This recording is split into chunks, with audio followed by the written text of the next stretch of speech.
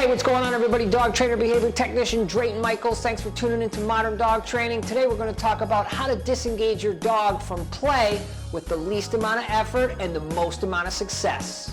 It's no secret that disengaging dogs from play can be very challenging. Remember, they're in a heightened state of excitability, they're distracted, they're focused on the other dogs, and you need to teach them how to disengage quickly, because when you do, you avoid stress, which in turn will avoid play tipping over into a fight or a spat. When dog play is at its height and things are really rocking and rolling and they're bumping and grinding and chasing and biting and tackling, that's known as ritualized aggression. It's like contact sports where there's lots of elbows and tackling and physical engagement. That's why referees watch play closely and they blow the whistle when they think that a play might be too rough. That's exactly what we're going to teach you how to do today and disengage your dog from play with a nice salient sound. The sounds you can use to condition your dog to get out of play are very simple to make. Whoop, whoop, whoop. Those are two very effective sounds. Also, I like to use a whistle that has two tones. It's very effective and very salient to dogs. Here's how you condition it. As soon as play starts, let anywhere from 5 to 7, maybe 10 seconds go by and make your prompt. Looks like this.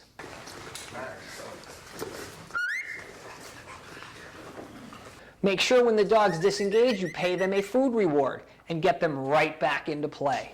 This is going to create a sequence that teaches the dog it's more reinforcing to disengage from play than to not disengage from play. So you might be asking, what happens if I make these prompts and the dogs don't disengage? Good question. Time one of the dogs or all of the dogs out from play. It looks like this.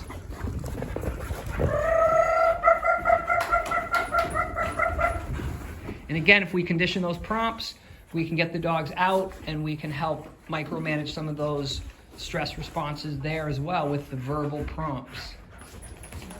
Right, big stress shake from Ruby.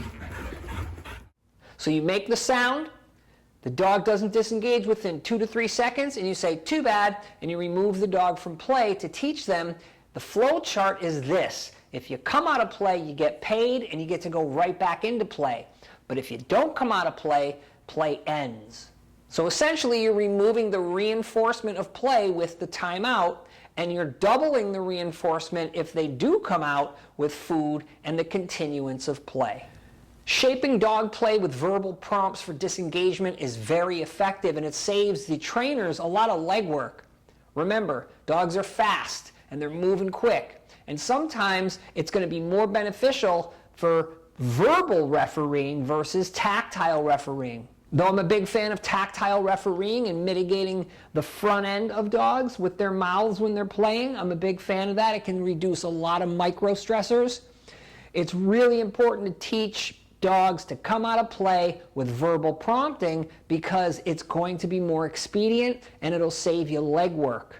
One of the byproducts of conditioning dogs to disengage from play with their prompts is that they will engage with the dog and then immediately disengage and look to the human to get paid. This is incredibly important because sometimes dogs don't have an off switch and they can play too rough.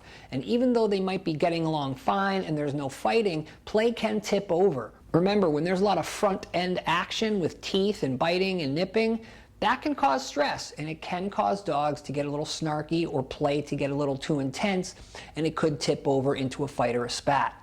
So once you start to see the dog disengage before you prompt, that's how you really know that the dog is figuring out the sequence.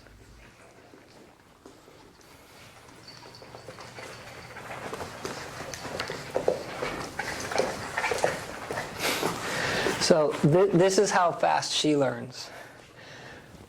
The reason why I'm separating them and play really quick is because there's a lot of really intense face-to-face, like with Honey and Charlie or Chewy, or with Wednesday. A lot of face-to-face, a lot of teeth, really disconcerting. It's how dog play tips over into a fight. So I let them do it, for a few seconds, and I separate them. But now what she's doing is she's going up to the dogs, and she's messing with them, and then she's turning. She's like, hey. That's what we like. You might ask, aren't you just interrupting play? Why don't you let the dogs play? I'm not interrupting play, I'm conditioning dogs to disengage when they are in play.